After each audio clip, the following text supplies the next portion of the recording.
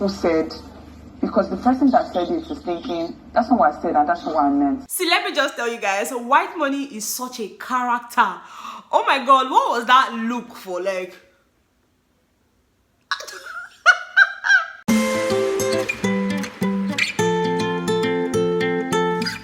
Bethans, what's up and welcome back to my channel. My name is Austin Betha and I'm really glad to have you here. Please do not forget to subscribe to my channel if you haven't. Also, do not forget to watch my adverts, I beg you guys, and please do not forget to give this video a very big thumbs up at the end if you enjoyed watching it, okay? Guys, let me just tell you, yeah, still on day 4. Today in Biggie's house has just been lots of conversations here and there, arguments here and there, people body they hot anyhow. Biggie don't already give them their first task, yeah, but we're definitely going to talk about it like much later in this video. But I just want to talk about white money for a bit because the guy, since today, I'm just like, this guy, wisdom, don't leave me, because you know the guy has been dropping a lot of gems. I mean, listening to white money, I can actually tell you guys for a fact that this guy is a deep-rooted Igbo traditional man. In fact, I've been a deep-rooted traditional Igbo man. I don't know how to put those words together, but the thing is that guy is deeply rooted to his roots. Better see rhymes. Deeply rooted to his roots.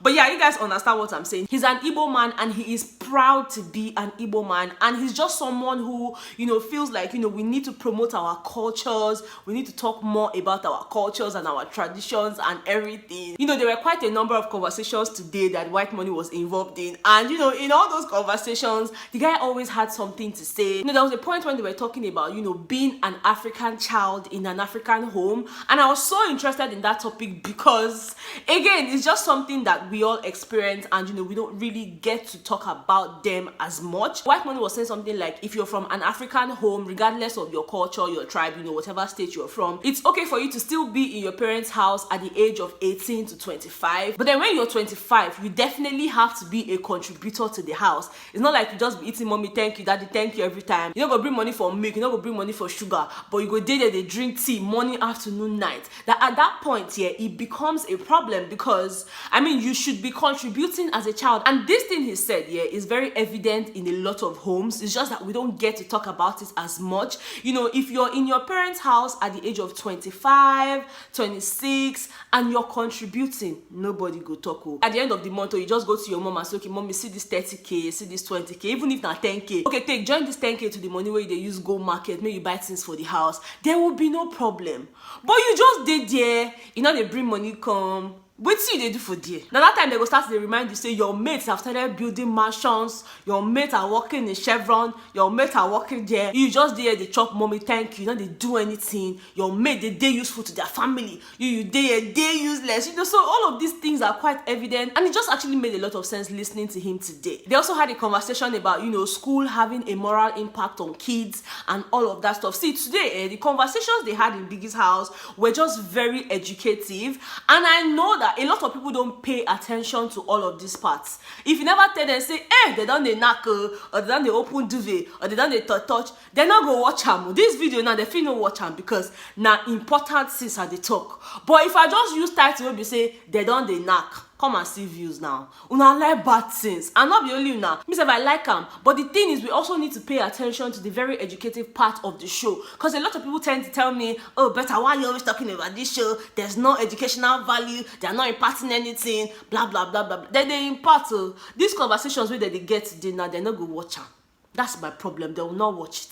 Anyways, moving on from that, let me just tell you, quarrel don't they start, you know, fighting, shouting. Everybody blood on the hot because Biggie give them their first task today. Okay, for their task here, Biggie actually gave Peace the brief, and you know, she came to read it. And according to the brief here, they're supposed to present a musical theatrical drama on Friday. I know that's a lot of words, trust me. Before I pronounce this word right now, I don't bite myself reach like 50 times. But yeah, because of that, yeah, they were able to come together, you know, try to bring ideas here and there, you know, different people talking about their cultures and traditions. And oh my god, guys, I learned a lot today, okay? And that's the thing, yeah, that's why I'm actually very angry when I see people just bashing the show. Now, I can understand their worries and their concerns about the show and all of that, but then again, if you watch Big Brother Naija with an open mind, you would know that there are things to learn. So for instance, here today, while they were talking about the whole presentation thing and all of that, each of the housemates took turns to talk about their cultures and, you know, the things that were peculiar in their places. And that's actually how I was able to understand the idea behind women from the northern part, being the ones to buy things in their matrimonial home. I did not understand it. And it's just something that I never bothered to check out on the internet, because I know that I probably would have found answers. Not probably, I would have found answers there. But then it connected with me more, hearing people talk about it and then just having a conversation around it. I did not even know that when the Hausa woman is going to her husband's house, the house has to be completely empty and then she has to buy everything, like from beginning to the end. Not like it has to be with her money anyways, but then family members, uncles, aunties could support her and buy everything. Not like they are promoting problems in the marriage or anything like that. But then when there's an issue and they both have to go their separate ways, the woman doesn't leave empty-handed. They go with all their things. They just leave the house for you because now you get house. And it makes sense to some extent. I know that there's a way you look at it and then you now start picking out, faults here and there. Let me tell you, every culture has their own faults, but then we cannot question it because that's why it's called culture. And that's actually something White Money mentioned today. You cannot question culture. If you do not agree with it, just keep quiet and move on and just argue in your head, but do not speak those words out, okay? They spoke extensively on different cultures, the fattening room, why you have to go into the fattening room if you're an Akwa bride, you need to fit into those dresses and those attires. They talked about their goddess, the Ananse or Anansa, I can't really remember now. They talked about a lot of things. They were actually very educative. Guys, pay more attention. Stop looking out for they don't knock, they don't do this one, they don't do that one. It's actually very tiring for me every time I see comments. Some people even go as far as sending me emails to stop talking about the show, that I'm not impacting knowledge, I'm not doing this, I'm promoting sin and all of that. And that's a lie. That's a lie. All these things I've said now, they don't know I'm more. Then they will still go write exam now, fail.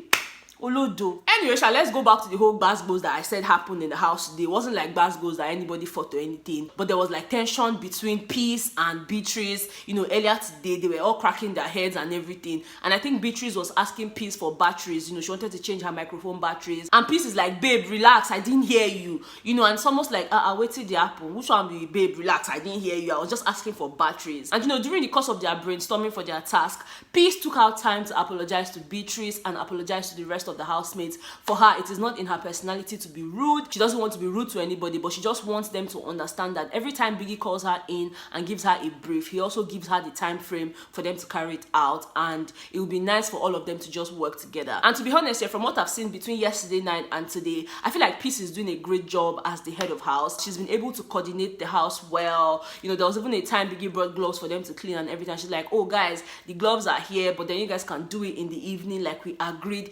She's trying to carry everybody along, and I feel like that's such a good way to start out as the first head of house, so that I can leave a very good example for people that are going to rule after and all of that. Yeah. Anyways, moving on to some love tips. Okay, let's talk about some people that are already pecking themselves and calling themselves babes and all of that, because I don't really understand what they happen. I beg, if you know what is going on between Princess and Jaypaul, please somebody let me know, because I don't really understand. Though earlier today, Princess was at the dining area with Nii, and they were talking about the relationship she had been in before and how she dated a married man without actually knowing that he was a married man, and then cutting up the relationship. Now while they were having that gist and everything, Jaypaul now came from nowhere and pecked her on the cheek, and she said she raised cheek collect peck. I said okay. And then he made a statement that got me thinking, like, what's in the happen for you? Because it's like, don't worry, I'll soon release her to you. She's coming, I'll soon release her to you. I say, I'll wait till the apple. You don't start. It's too early to be depriving us of things like this, okay? Let's catch you. Take this one. I have to kiss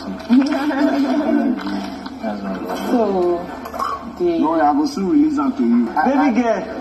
I kidnap her right now, so that's basically the gist I have for you guys on this particular video. If you enjoyed watching it, please don't forget to give me a very big thumbs up. Subscribe to my channel if you haven't subscribed. Like I said, no serious activities. So yeah, whatever happens tomorrow, I will definitely bring that to you guys as well, okay? Or whatever happens later tonight, I'm gonna be shining my eye on your behalf, okay? Thank you guys so much for watching. If you enjoyed it, please don't forget to give me a very big thumbs up. Subscribe to my channel, and I will see you guys on the next one. All right, bye guys.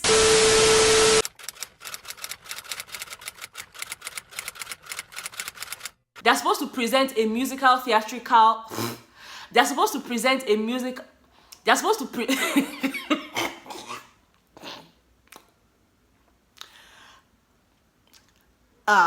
voila.